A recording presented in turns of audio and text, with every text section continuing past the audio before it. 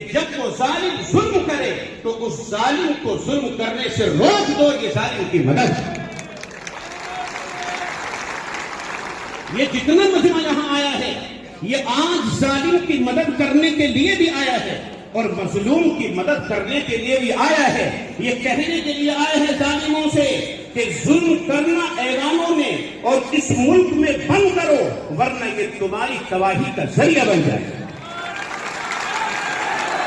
اور مظلوم کی مدد کرنے آیا ہے کہ یہ 15,000 لاکھ کا یا کتنے بھی ہزار کا مجمع ہے، کتنے کروڑ آدمی اس تال کٹورا کے باہر ہیں، جن کے اوپر ظلم کیا جائے گا وہ سب مظلوم ہیں، وہ سب مظلوم ہیں۔ ان کی فریاد لے کر حکومت کے سامنے حکومت کی آنکھوں میں آنکھ ڈال کر بات کرنے کے لیے یہ مجمع یہاں آیا ہے کہ اتنی مخلوق جو یہ دنیا میں پھیلی ہوئی ہے پورے ملک میں، ان کے اوپر آپ ظلم نہ کرو۔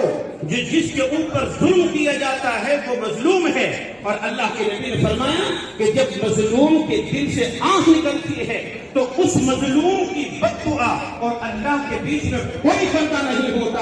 اللہ اس کی آواز کو سنتا ہے اور اس کی دعا کو قبول کر کے ظالم کو ظلم کا بدلہ دیتا ہے۔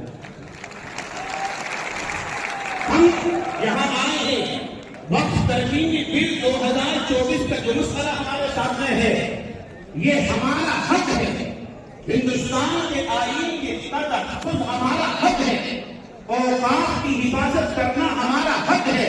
ان حقوق میں جو حقوق تلفی کرے گا، حق تلفی کرے گا، ان کو چھیننے کی کوشش کرے گا، ان میں ترمیم کرنے کی کوشش کرے گا، وہ ظالم ہے، اور اس ظالم کو ظلم کا بدلہ اللہ انشاءاللہ اس دنیا میں دے گا۔ اور آخر میں یہ کہتا ہوں، شیخ شاعر نے بہت اچھا شعر کہا ہے، ہم مظلوم سہی لیکن مجبور نہیں ہیں، مظلوم سہی لیکن مجبور نہیں ہیں۔